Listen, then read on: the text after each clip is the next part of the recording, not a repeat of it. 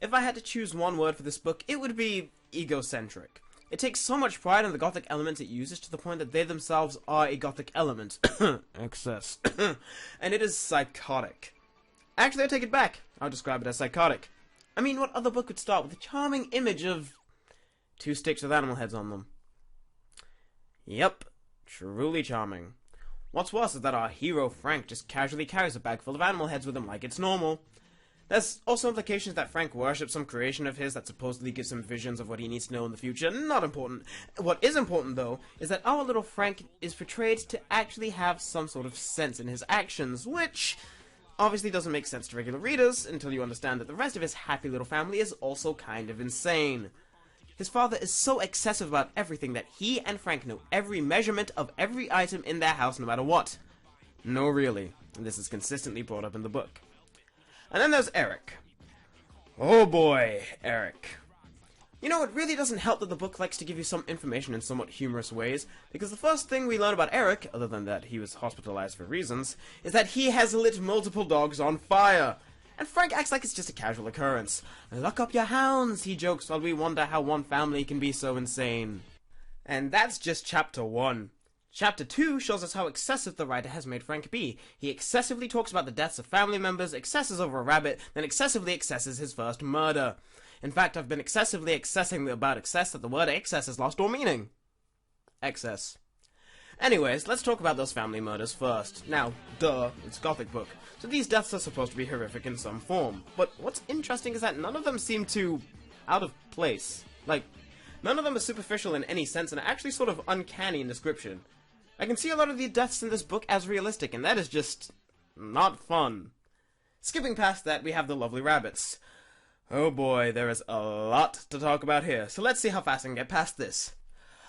So the first thing I want to mention is that Frank explicitly states not liking guns and preferring catapults and other handmade weapons instead, as a version of the supernatural gadgetry element by using primitive gadgetry instead. Then the description of the rabbit he fights is still done with realistic comparisons such as lions and whatnot, again showing how horror can be achieved by the things we know and aware of. This rabbit in particular is strong as all living hell, making it transgressive in nature. After the rabbits destroy the Black Destroyer, his catapult, which, pause, I'm going to slow down and address this for a moment, because that was almost definitely meant to sound like a porn star name for whatever reason. Isn't that romantic? Either way, the rabbit breaks the catapult, bringing Frank to a transformation of sorts where he goes up with a flamethrower, killing a few other rabbits for no reason after winning and kissed another rabbit into the water because it looked at him funny. After this, he brings up another family death, which I want to actually talk about, because this man used a drill in his head and was still able to drive himself to the hospital. Forget Leonardo DiCaprio, this man is the real Revenant. Frank casually mentions he may have actually had something to do with it because he killed this family member's daughter, which...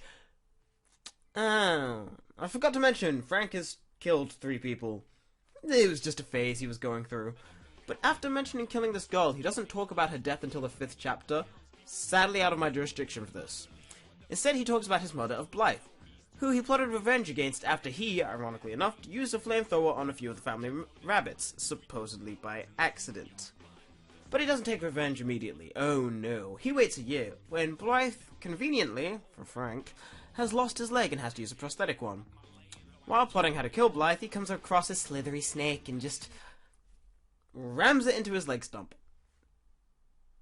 This kills the boy in ways I don't entirely understand, but hey, at least our protagonist is a murderer, right? Chapter 3 starts with Frank declaring that his greatest enemies are women and the sea. That's probably going to nip him in the anus later, but who knows? Then there's some awkwardly implied OCD of his cleansing ritual. Is this important? Probably not, it just gives me a reason to say excessive again. Then we get to see how the Wasp Factory works, the namesake of the book. Remember earlier I mentioned he just casually carries around animal heads?